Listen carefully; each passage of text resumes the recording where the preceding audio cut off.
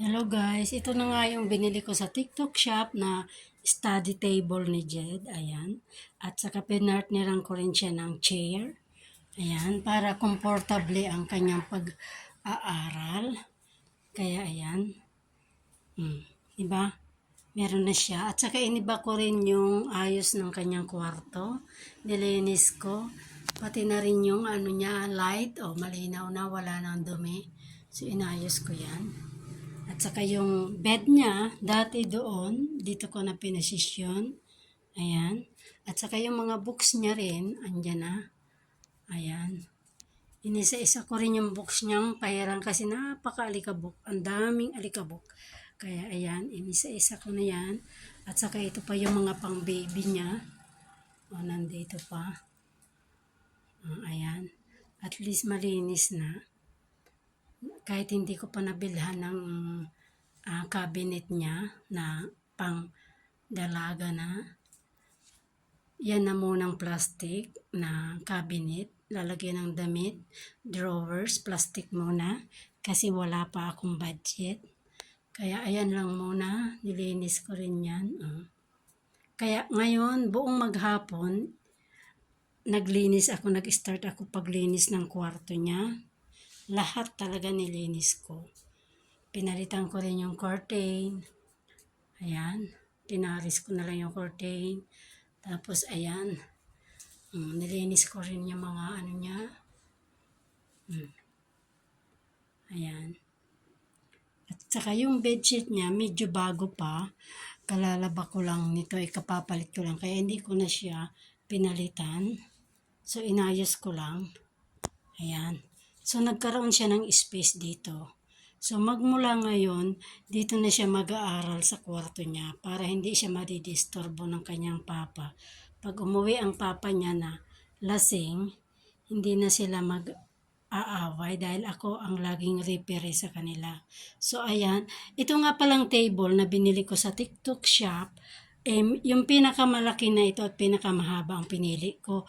At saka dito rin sa chair, bali nag-iisa na lang siya, kaya bali naka-discounted ako at free shipping pa. So ayan guys, sa kakahanap ko, kaka-scroll ko, nakakuha din ako ng tamang presyo. At saka sakto lang ito dito sa kanyang table kasi pwede mo siyang ipasok, hindi siya consuming space unless na talaga. Unlike pala na yung nagustuhan niyang white na malaki, talagang occupying space yun. At least ito, wala siyang armchair, pero kaya pwede mo siyang i-post sa ilalim ng study table niya. So, iyan po, yung niya, yung lady mirror niya. So, dyan palang, pinartner ko dito sa white na study table niya. So, ayan guys, mahirap talaga maglinis ng kwarto o baguhin ang dahil talagang buong mag-araw mo siyang lilinisin. Ang hindi ko pa nalinis ang loob ng cabinet niya, aalisin ko lahat ng mga hanger dyan kasi yan ang nakapagparami, nakakapag-occupy ng space at saka yung mga drawers niya.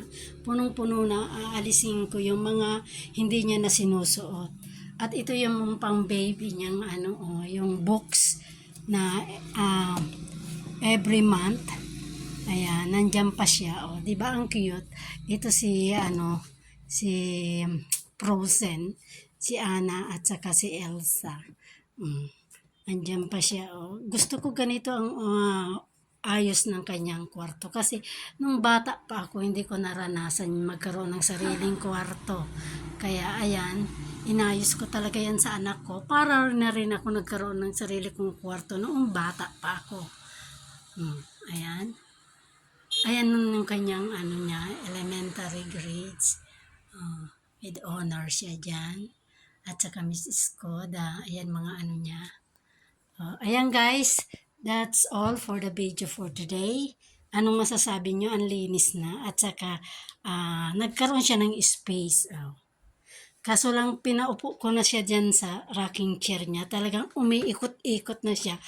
Talagang bata pa yung anak ko, hindi pa dalaga. Kasi ang ginawa niya lang na sliding trolley. Kung paikot-ikot siya. Ayan. Ayan, mag-aral ka na anak.